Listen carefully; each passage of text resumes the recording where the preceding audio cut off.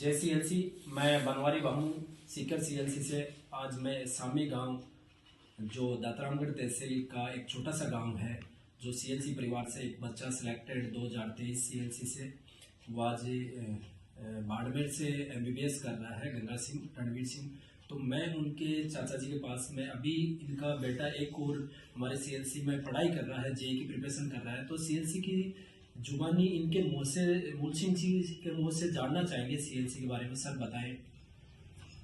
नमस्कार। सबसे पहले तो सीएलसी जब हमारे बच्चे को, जो गंगा सिंह है, गरीब परिवार का बच्चा है, कोई ज्यादा हम इतने रईस और बहुत ज्यादा पैसे वाले नहीं हैं, किसान परिवार का बच्चा है। और लेकिन बच्चे की लगन थी और वो आगे कुछ करना चाहता था, बढ़ना चाहता था, इसलिए हमें इधर उधर से कहीं से जानकारी मिली और हमने सीएलसी को चुना। और सीएलसी में हमारा बच्चा गया और आज वह नीट क्लियर करके डॉक्टरी के लिए वह ट्रेनिंग कर रहा है बाड़मेर से। और उसी की इंस्पिरेशन से हमने हमारे दूसरे बच्चे को भी आईआईटी के लिए सीएलसी में ही दाखिला दिलवाया है। इसलिए मैं सबसे कहना चाहूंगा कि सीएलसी आज के समय में एजुकेशन हब के रूप में सबसे बेस्ट ऑप्शन हमारे पास रहता है।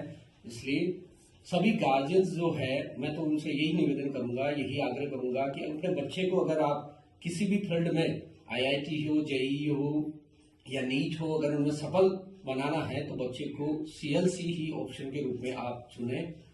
और आप सीएलसी का किसी भी प्रकार का कोर्स है वो ऑनलाइन भी ले सकते हैं, टेस्ट सीरीज भी उसमें बहुत सारी चलती है, तो वो भी आप ले सकते हैं। मेरे दूसरे वाले बच्चे की भी, भतीजे की भी प्रोग्रेस बहुत अच्छी है और मैं रेगुलर उसके टच में रहता हूं। और सीएलसी का जो कैंपस है, कैंपस अगर हम विजिट करें तो वो इतना शानदार है और इतना बढ़िया, वहां पर जो हॉस्टिलिटी है वो इतनी बढ़िया है, वहां का जो मैश है, मैं खुद वहां जाके आया हूं।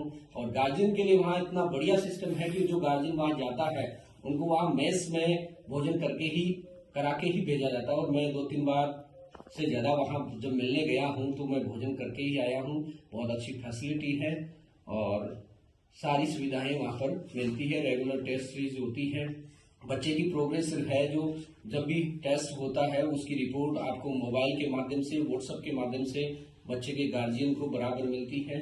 और बच्चे से संबंधित कोई भी समस्याएं होती है तो वहां के टीचर्स हैं वो पर्टिकुलरली उन बच्चों को टैकल करते हैं और उसकी रिपोर्ट गार्जियन को फॉरवर्ड करते हैं, जिससे हमें ये फायदा मिलता है कि बच्चे की एक्चुअल प्रोग्रेस रिपोर्ट हमें हर माह, हर मंथ जो मिलती रहती है और हम उससे वापस से उसे और ज्यादा इम्प्रूव करने के लिए एनकरेज कर सकते हैं। बस इतना ही। और सर मैं एक ये जानना चाहूंगा, आप भी टीचर्स हैं, तो सर मैं अपने गांव में ये थिंकिंग हो गई है आजकल के, जैसे कि बच्चे को अपने को फाउंडेशन 12th के बाद में कराना चाहिए, तो उस पर क्या कहना चाहेंगे आप? 12th के बाद में फाउंडेशन की बजाय तो हम अगर 10th के बाद में अगर करें तो साथ साथ में उसका ग्रेजुएट, ये जो सीनियर लेवल है वो भी क्लियर होता है, उसका बेस भी मजबूत होता है। तो मेरे ख्याल से तो 10th के बाद में ही बच्चों को इस फील्ड में डाल देना चाहिए फाउंडेशन के लिए। जी, थैंक यू। जय श्री